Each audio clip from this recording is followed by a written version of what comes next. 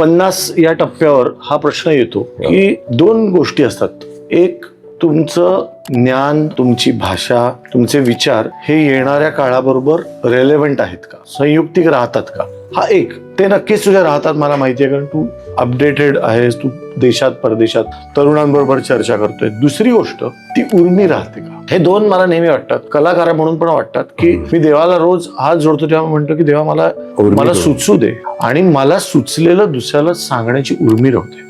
मला असं वाटतं की हा जो काळ असतो ना 35 ते 50, जेव्हा तुम्ही पालक म्हणून खूप डिमांडिंग काळ असतो, त्यावेळेला तुम्ही सगळ्यांनी थोडं थोडं स्लो डाऊन व्हायला पाहिजे. तर मला असं मुळात वाटतं, मगाशी तू एक खूप चांगला थॉट मांडलास की सेट ऑफ प्रिन्सिपल्स. तर मला असं वाटतं की आपण काय देतो पुढच्या पिढीला, तर काही लोक जमीन देतात, काही बंगला देतात, काही लोक सेट ऑफ प्रिन्सिपल्स देतात. Very nice. तो म्हणतात ना की मैं अकेला ही चला था आणि कारवा बनता गया, ते तसंच असतं. म्हणजे आपण काही करत नसतो. तू म्हणला ना संघटन कौशल्य, ते माझ्याकडे आहे की नाही मला माहिती नाही, पण मला माणसं फार मस्त मिळाली.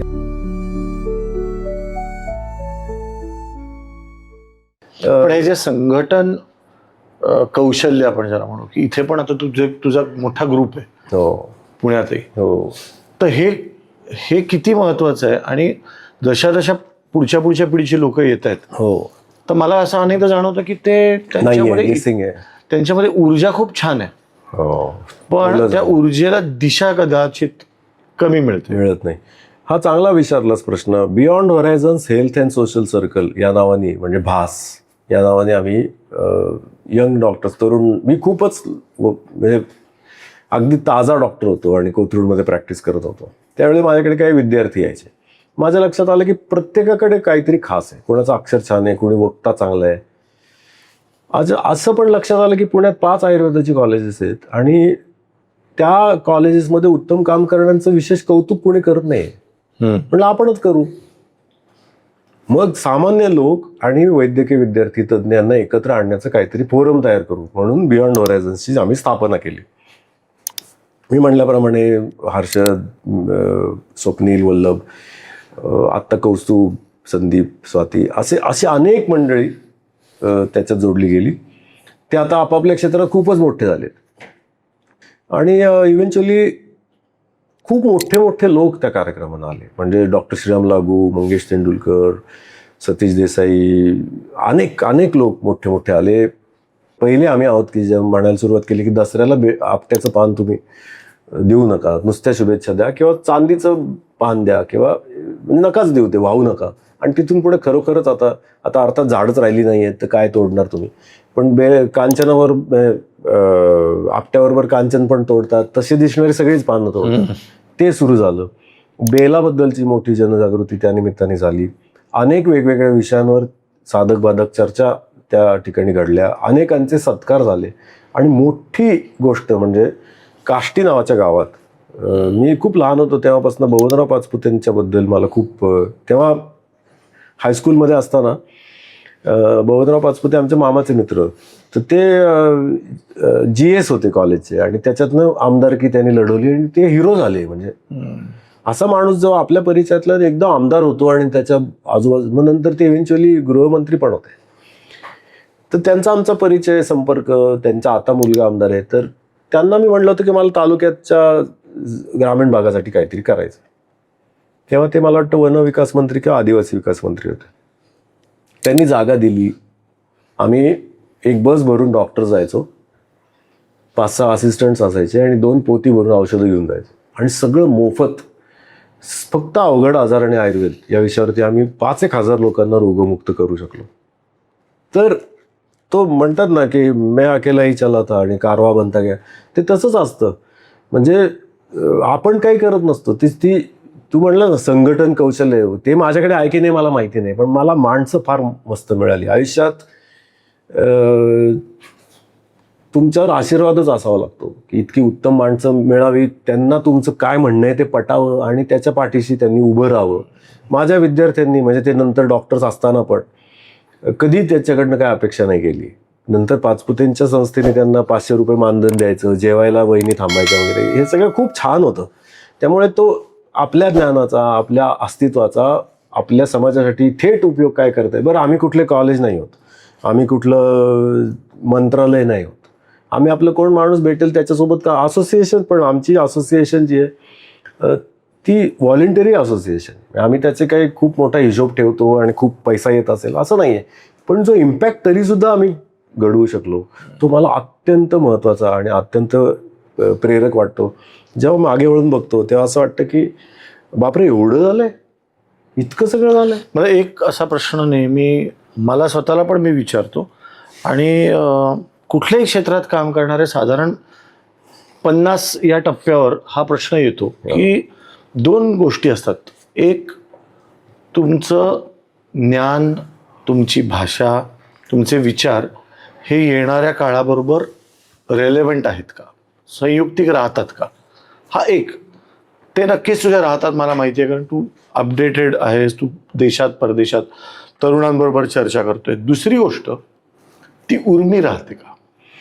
हे दोन मला नेहमी वाटतात, कलाकार म्हणून पण वाटतात, की मी देवाला रोज हात जोडतो तेव्हा म्हणतो की देवा मला सुचू दे, सुचू दे, आणि मला सुचलेलं दुसऱ्याला सांगण्याची उर्मी राहते.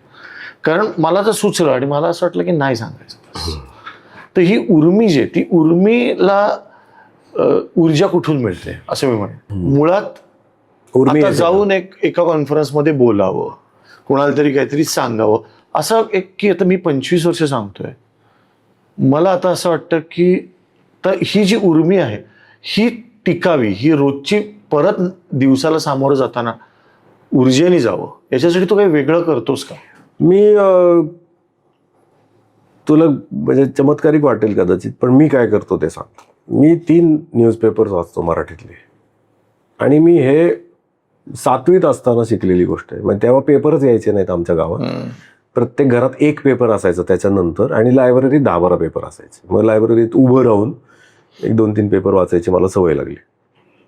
तर मी 3 पेपर वाचतो. लोकसत्तेच्या, लोकरंग आणि शनिवार रविवारच्या ज्या पुरवण्या आहेत त्या मी गेल्या जे काय 35 वर्षात वाचल्या असतील त्यातल्या बहुतेक सगळ्या पुरवण्या, म्हणजे एक अतिशयोक्ती सोड, पण मी सगळ्या वाचल्या. मला असं वाटतं की तेच माझं मेडिटेशन होत असावं. दुसरं असं वाटतं की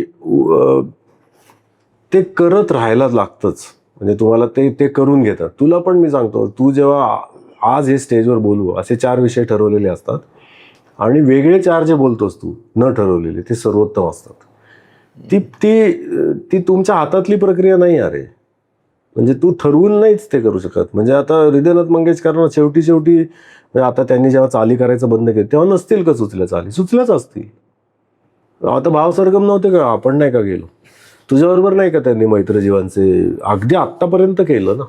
मग काय उर्मी, हे सगळं मला असं वाटतं की आपण कॉम्प्लिकेट करण्यापेक्षा ते करतच गेलं पाहिजे. विद्यार्थी, आता मी परवा सांगलीला जाऊन आलो, पोरांना असं वाटत असतं की सर आले की, आता पुण्यातले तुला गमती सांगतो, खूप साहित्य क्षेत्रातली आणि वेगवेगळ्या सांस्कृतिक क्षेत्रातली मंडळी त्या निमित्ताने संपर्कात आली. थिएटर इंडिया, म्हणजे मिकू कुलकर्णी, किंवा सपन आणि यश फुटलूज डान्स अकॅडमी, तर त्यांचं पण आपल्यावर इतकं प्रेम तयार झालेलं असतं की आपण आल्याने सगळं नीट होईल असं उगाच त्यांना वाटत असतं. मी माझ्या फार लहानपणी कोणीच तरी मुलाखतीत ऐकलं होतं की you have to have a set of principles. माझे काही प्रिन्सिपल्स आहेत, म्हणजे मी खूप मन लावून प्रसंगी पदरमोड करून लोकांवर प्रेम केलेलं आहे. परत त्याच्यातनं काय येतंय मी बघितलेलंच नाही. म्हणजे माझ्याकडे पॅरासाईट राहायचे, आता तुला शब्द माहीत असेल, हॉस्टेल नंतर आपण लवकर सेटल झालो आणि पुण्यातच राहिलो. तर मग पुण्यात ज्यांना यावं लागतं परीक्षांसाठी, तर त्यांचा आश्रयदाता मी. बरं, काय आश्रय देऊन काय होतं की मेसमधलं कुपन वापर, आशीर्वादला जेवायचो. तर मग ती 30 दिवसांची कुपन माझी 8च दिवसात संपायची, इतके जण. पण ते त्यांच्यासाठी काही नव्हतं रे. ते म्हणजे मी त्यांना तेव्हा म्हणत असेल की अरे ते ही इन्व्हेस्टमेंट आहे, तू काही देऊ नको, मी नंतर. पण ते मला स्वतःलाच इतकं आनंददायक आहे, मला स्वतःला इतकं. आणि तसं सगळ्यांना आहे, माझ्या घरचे, माझे विद्यार्थी, आता अनेक लोक माझ्यासारखा विचार करू शकतात. म्हणून ती उर्मी राहते, उर्मी ती ट्रान्सफर होते आणि ती कॉन्टेजियस असते, ती संसर्गजन्य असते. हे पण छान आहे, बरोबर आहे. उर्मी कॉन्टेजियस असते, फार चांगला मुद्दा आहे. आता मला सांग, श्रीगोंद्याचा लहानपणचा अतुल आणि आता वडील अतुल जो मुलांशी बोलतो, तर तुझी अशी म्हणजे अशी उदाहरणं, आम्ही तर काय आमच्या वेळी तर 1 तास पाणी यायचं आणि असं आता तू एक, कारण समुपदेशन करताना आपण बाहेरच्या लोकांना खूप जगाविषयी सांगत असतो. आणि मुलं हा विषय असा असतो की जिथे तुमचं समुपदेशन वेगळ्या ठिकाणी येऊन थांबतं. मध्यंतरी मी तुझे काही रील्स पाहिले होते याच विषयावरचे की पॅरेंटिंग बद्दलचे, आणि I must compliment you. I take this as an opportunity to say की तू खूप चांगला बाप, आम्ही बघितलाय पण आणि आम्ही ऐकलाय पण. तू त्याबद्दलचे विचार मी तुझ्याबरोबर तुझ्या समोर या विषयावर नाही बोलायला पाहिजे. मी चांगला बाप होतो की नाही, आहे की नाही, किंवा होईन की नाही, हे माझी मुलंच काही वर्षांनी सांगतील. पण मी तुला एक सांगतो की मला खूपच आनंद होतो पोरांना टेकडीवर नेणं असो, शाळेत सोडणं असो, त्यांच्या मिटिंगा असोत, त्यांचे क्लासेस असोत. आणि मला असं वाटतं की हा जो काळ असतो ना 35 ते 50, की जेव्हा तुम्ही पालक म्हणून खूप डिमांडिंग काळ असतो, त्यावेळेला तुम्ही सगळ्यांनी थोडं स्लो डाऊन व्हायला पाहिजे. तुमची थोडी तुमची थोडी ग्रोथ कमी होईल, तुमचा थोडा वेग कमी होईल, तुम्ही थोडे आर्थिकदृष्ट्या थोडे कमी राहाल, पण त्यातून जे मिळेल ना ते तुम्हाला स्वतःला खूप समृद्ध करत जातं. मी माझ्या मुलांना फार रेअरली सांगतोच, म्हणजे मी काय, सारिका काय, किंवा आमचे आईबाबा काय सांगतच असतील की असं केलं पाहिजे, आम्ही लहानपणी असं करत होतो, किंवा आम्हाला इतकं स्कॅरसिटीमधनं जगलो. पण त्यांचं काहीतरी प्राक्तन घेऊन आलेले आहेत ते.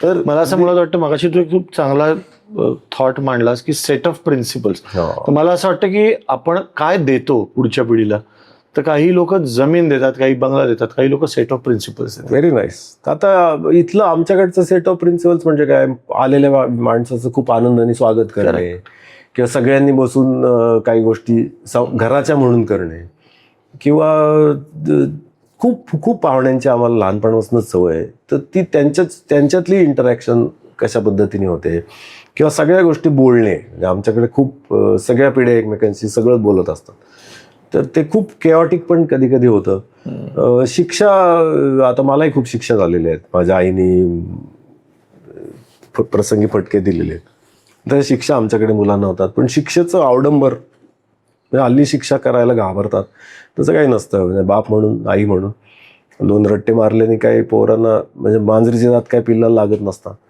तर तसं ते असतं.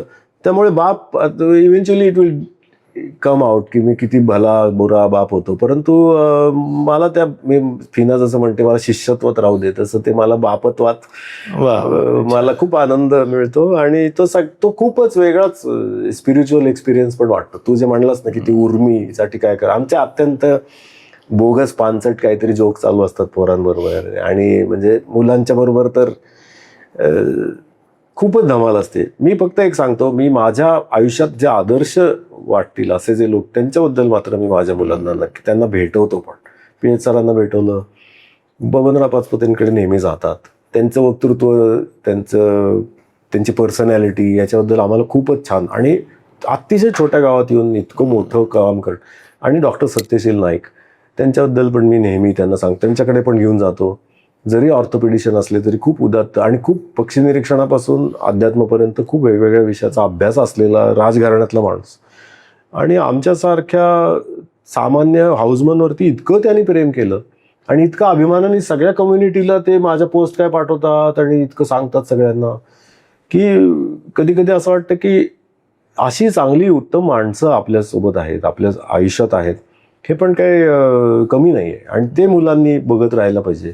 त्या प्रोसेस, आम्ही त्यांच्याशी कसं वागतो ते शिकलं पाहिजे, ते आमच्याशी कसं वागतात तसं त्यांनी त्यांच्या वार्धक्यात लोकांशी वागलं पाहिजे, असं मला नक्की वाटतं. कृतज्ञता म्हणजे ग्रॅटिट्यूड आणि समाधान, सॅटिस्फॅक्शन, ह्या 2 गोष्टी मात्र मला आत्ताच्या समाजात फार मोठ्या प्रमाणावर मिसिंग वाटतात.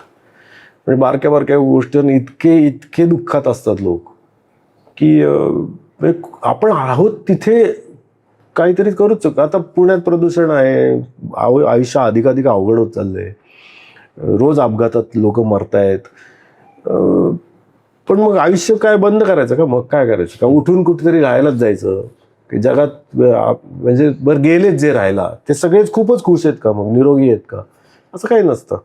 श्रीगोंद्यात खड्ड्यातून पाणी भरून पण खुश राहता येतं, आणि अमेरिकेतल्या किंवा ऑस्ट्रेलियातल्या महालात राहून पण दुःखी राहताच येतं. मला असं, मी माझ्या मुलांना एकच प्रिन्सिपल, तू प्रिन्सिपल म्हणून विचारलंस तर सांगतो की हॅपीनेस इज अ चॉईस. वा. आनंदाची निवड करावी लागते.